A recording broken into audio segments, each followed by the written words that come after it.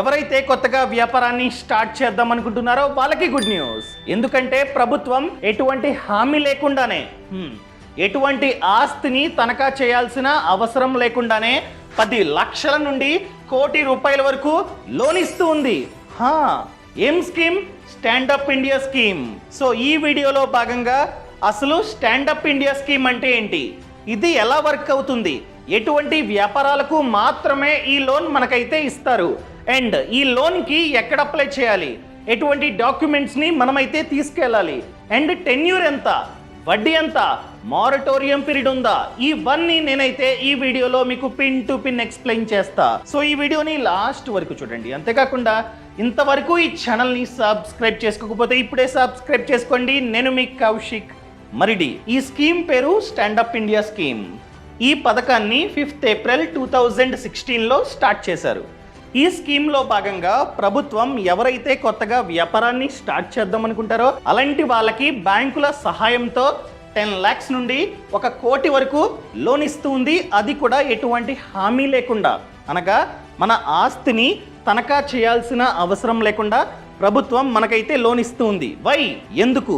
ఈ స్కీమ్ అన్నది collateral security of credit guarantee fund scheme అండర్లో ఉంటుంది. సో దీని అండర్లో ఈ స్కీమ్ అన్నది ఉంది. సో ఎటువంటి తనఖా చేయాల్సిన అవసరం లేకుండానే మనకి అర్హత ఉంటే ఈ లోన్ ఖచ్చితంగా వస్తుంది. సరే, అర్హత ఎవరికి మాత్రమే ఈ loan? Only SC, ST and women. అర్థమైందా అండి? ఫర్ ఎగ్జాంపుల్, మీరు మెన్, మీరు ఎస్సీ అయినా ఎస్టీ అయినా ఈ లోన్ మీకైతే వస్తుంది. అలా కాదు, మీరు ఓసీ వస్తుందా? రాదు. బట్ మీరు మీ వైఫ్ లేదా మీ మదర్ వాళ్ళ పేరు మీద ఈ స్కీమ్కి అప్లై చేసుకోవచ్చు. మహిళలు మేబీ ఓసీ కావచ్చు, బీసీ కావచ్చు, లేదా ఓబీసీ కావచ్చు, లేదా మైనారిటీ కావచ్చు. అర్థమైందా అండి? సో మీరు మెన్ అనుకోండి, ఎస్సీ ఎస్టీ అయి ఉండాలి.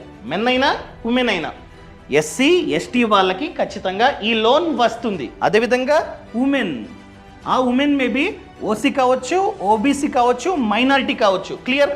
అర్థమైందా అండి? ఎస్సీ ఎస్టీ వాళ్ళకి ఎవరికైనా ఈ లోన్ వస్తుంది. ఒకవేళ మీరు ఓసీ అయితే మీరు అప్లై చేసుకోవడానికి లేదు, అనగా మీరు మెన్ అయితే మీరు అప్లై చేసుకోవడానికి లేదు. మీ వైఫ్ పేరు మీద మీరైతే అప్లై చేయొచ్చు. బట్ కండిషన్ ఏంటంటే, రేపొద్దున్న మీరు ఆ వ్యాపారాన్ని స్టార్ట్ చేసిన తర్వాత మీ వైఫే ఓనర్. మీ వైఫ్ పేరు మీద 51% కన్నా ఎక్కువ స్టేక్ అన్నది ఉండాలి.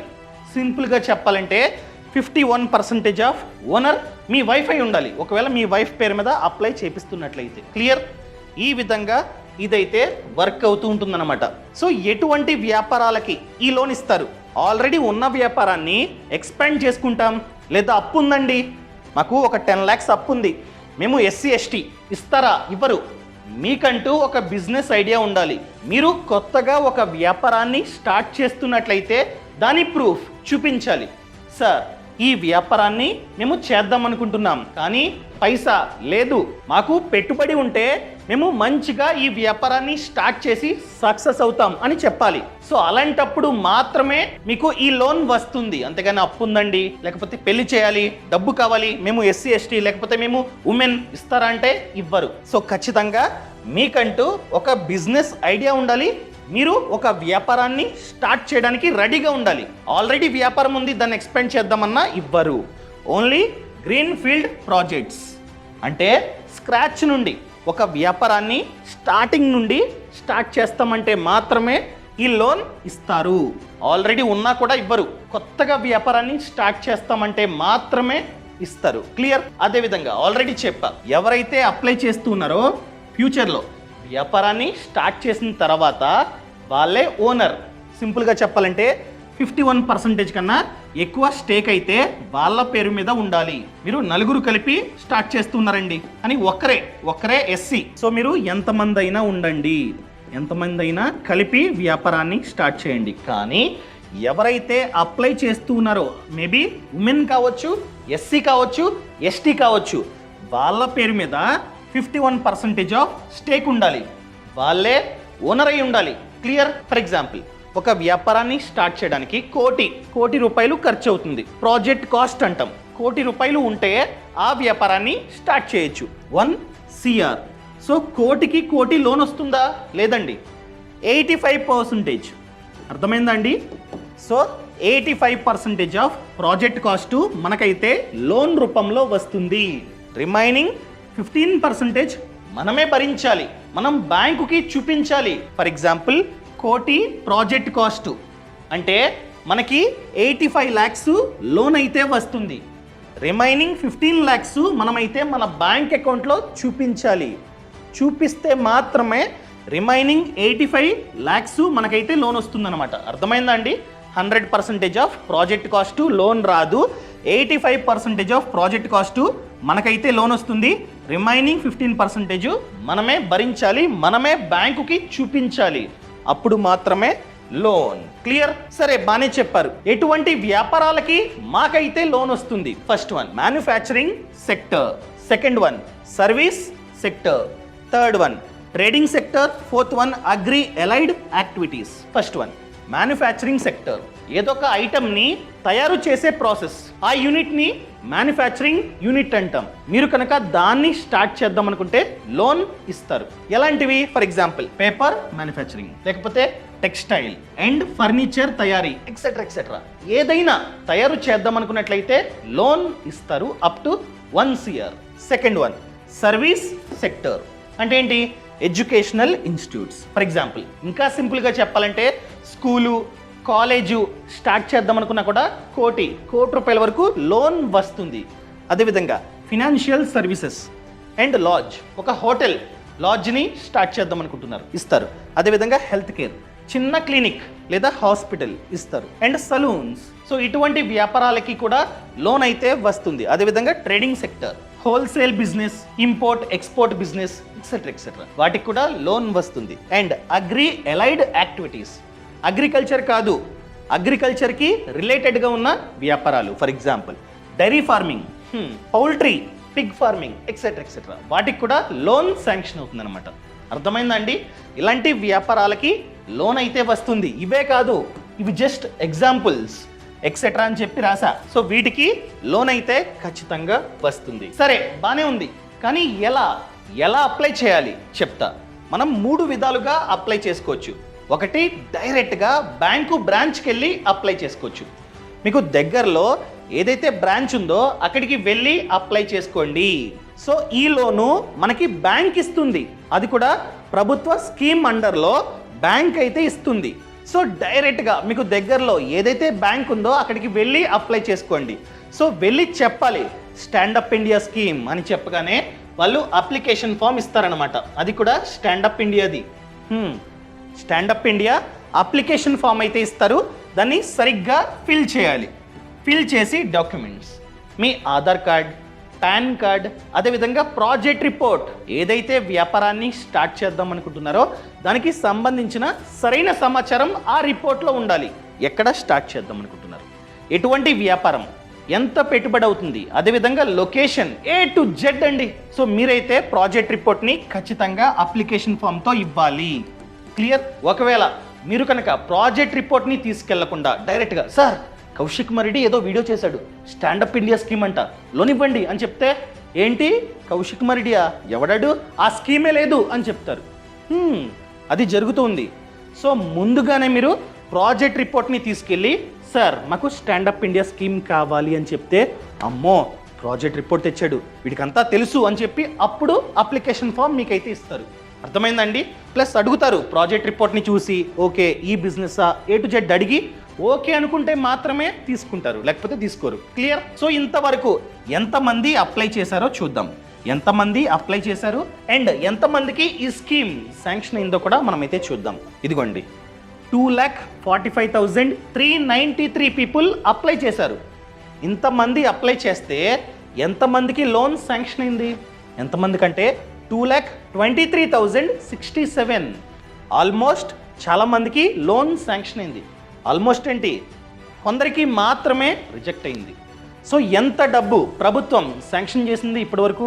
ఎంతంటే 50,288 CR, 50,000 కోట్లు ఆల్రెడీ ప్రభుత్వం లోన్ అయితే ఇచ్చింది. అర్థమైందా అండి? సో ఈ స్కీమ్ ఉంది. లేదు అని చెప్తే నమ్మకండి. అర్థమైందండి? ఇదే ప్రూఫ్ అన్నమాట. సో సరే, బ్రాంచ్కి వెళ్ళి మేమైతే అప్లై చేస్తాం. బ్రాంచ్ కాకుండా ఇంకో ఆప్షన్ ఏంటి? ఇంకో ఆప్షన్ జిల్లా లీడ్ మేనేజర్. ఈయన వద్దకెళ్ళి మనమైతే అప్లై చేసుకోవచ్చు. సో మనం దగ్గరలో ఉన్న బ్రాంచ్కి వెళ్ళి అప్లై చేస్తాం.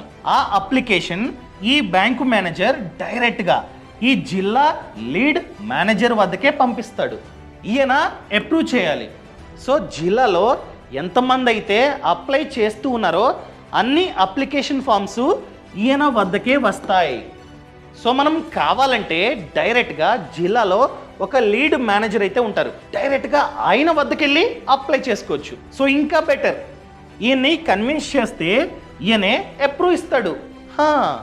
సో అర్థమైందండి? మనం కావాలంటే మీకు దగ్గరలో ఉన్న బ్రాంచ్కి వెళ్ళొచ్చు, లేదా జిల్లాకి ఒక లీడ్ మేనేజర్ అయితే ఉంటారన్నమాట. అక్కడికి వెళ్ళి డైరెక్ట్గా అప్లై చేసుకోండి, ఇంకా బెటర్. అతి త్వరగా శాంక్షన్ కావడానికి ఛాన్స్ ఉంది. సరే, బాగానే చెప్పారు. ఈయన ఎక్కడుంటాడు, ఎలా ఫైండ్ అవుట్ చేయాలి? సరే, మేము ప్రాజెక్ట్ రిపోర్ట్ని తీసుకెళ్ళి వెళ్తాం, కానీ ఈయన ఎక్కడుంటాడు? సింపుల్ అండి.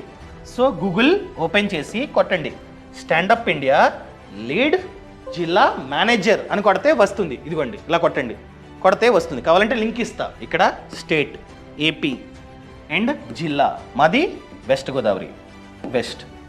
సర్చ్. ఇదిగోండి, లీడ్ బ్యాంక్ ఏంటి? ఆంధ్ర బ్యాంక్ అనగా యూనియన్ బ్యాంక్ ఆఫ్ ఇండియా. ఎక్కడ? ఏలూరు.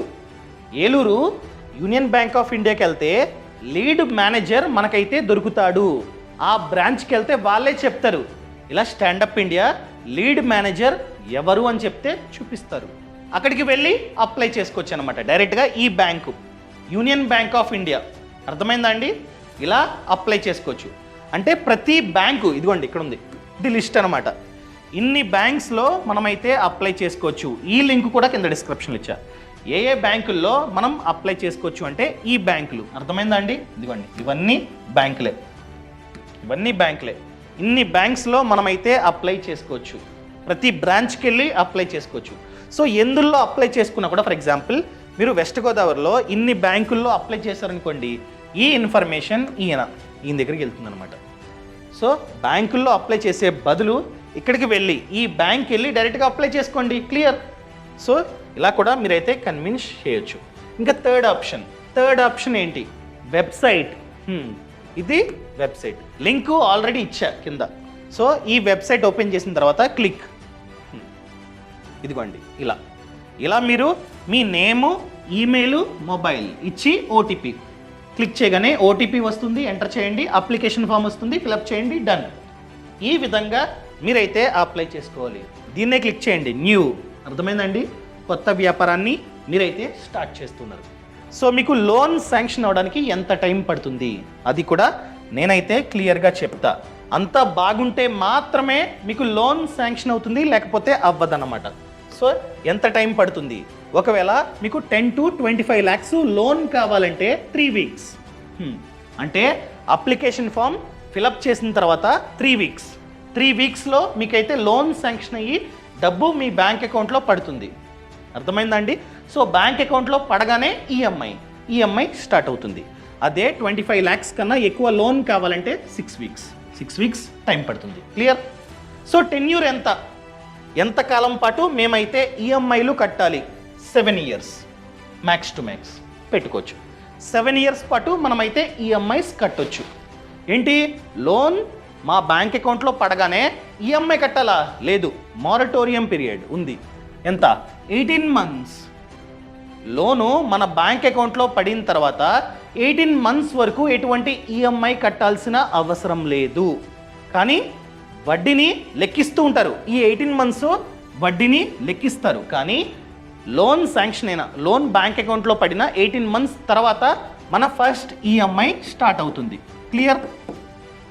సో ఈ 18 months వరకు మనమైతే వ్యాపారాన్ని చేసుకోవచ్చు. 18 months తర్వాత ఈఎంఐ స్టార్ట్ అవుతుంది. వడ్డీ ఎంత? నార్మల్గా వడ్డీ రేట్లు బ్యాంకుల మీద depend. So MCLR plus 3% plus tenor premium అంతా కలిపి నార్మల్గా 7 to 10%. అంటే రూపాయి వడ్డీ కన్నా తక్కువ. రూపాయి వడ్డీ అంటే 12%. కానీ నార్మల్గా బ్యాంకుల్లో 7 to 10% వడ్డీ అనమాట. క్లియర్? అండ్ చాలాసార్లు ఈ లోన్ రాకపోవడానికి మెయిన్ రీజన్ స్కిల్. నేను పౌల్ట్రీ ఫార్మింగ్ చేస్తా అని అప్లై చేశారు, కానీ స్కిల్ లేదు, ఎలా చేయాలి ఐడియానే లేదు. అప్పుడు లోన్ ఇవ్వరు, బ్యాంకు మేనేజర్ రిజెక్ట్. అదేవిధంగా రాంగ్ ఇన్ఫో. నాకు ఆల్రెడీ ఎక్స్పీరియన్స్ ఉందండి, ఆ బిజినెస్ చేసా, ఎక్స్పీరియన్స్ ఉంది అని చెప్పారు, కానీ ఫేక్, అది తెలిసింది. అలాంటప్పుడు కూడా లోన్ రాదు. అదేవిధంగా బ్యాడ్ ప్రాజెక్ట్ రిపోర్ట్. చెప్పాను కదా, ప్రాజెక్ట్ రిపోర్ట్ బాగుంటే మాత్రమే బ్యాంకు మేనేజరు చెక్ చేసి లోన్ ఇస్తాడు, లేకపోతే ఇవ్వడు. క్లియర్? ఇది సమాచారం. మీకు మరింత సమాచారం కావాలంటే ఫ్రీడమ్ యాప్ అండి. ఫ్రీడమ్ యాప్లో కోర్స్ ఉంది, స్టాండప్ ఇండియా కోర్సు. ఇది జస్ట్ ట్రైలర్ మాత్రమే. అసలైన సినిమా ఫ్రీడమ్ యాప్లో ఉందన్నమాట. ఫ్రీడమ్ యాప్ని డౌన్లోడ్ చేసుకుంటే ప్రాజెక్ట్ రిపోర్ట్ని ఎలా తయారు చేయాలి, ఎటువంటి వ్యాపారాలకి లోన్ ఇస్తారు, A to Z సమాచారం అయితే ఉంటుంది. సో ఇప్పుడే ఫ్రీడమ్ యాప్ని డౌన్లోడ్ చేసుకోండి. యాప్ లింక్ అనేది కింద డిస్క్రిప్షన్లో ఉంది. ఓన్లీ ఈ స్టాండప్ ఇండియా కోర్సే కాదు, startup India, PMEGP, Mudra loan, ప్రతి సమాచారం ఫ్రీడమ్ యాప్లో ఉంటుందండి. ఎక్కడికి వెళ్ళాల్సిన అవసరం లేకుండా మీ ఫోన్లో యాప్ని డౌన్లోడ్ చేసుకుంటే అంతా మీరైతే చూడొచ్చు. సో ఫ్రీడమ్ యాప్ లింక్ అన్నది కింద డిస్క్రిప్షన్లో ఉంది. కావాలంటే సెపరేట్గా లింక్ ఇచ్చా, స్టాండప్ ఇండియా స్కీమ్ది కోర్సు లింక్ ఇచ్చా. ఆ లింక్ను క్లిక్ చేసి కూడా మీరైతే కోర్సుని కంప్లీట్గా చూడొచ్చు. అర్థమైందండి? సో ఇప్పుడే ఫ్రీడమ్ యాప్ని డౌన్లోడ్ చేసుకోండి. ఫ్రీడమ్ యాప్ లింక్ అన్నది కింద డిస్క్రిప్షన్లో ఉంది. అదేవిధంగా పక్కన కామెంట్స్లో కూడా ఉంది. ఈ సమాచారం నచ్చితే దయచేసి కామెంట్లో చెప్పండి. నచ్చితే నచ్చింది, నచ్చలేదా నచ్చలేదు చెప్పేసేయండి. Thank you so much. Thanks for watching. Jai Hind.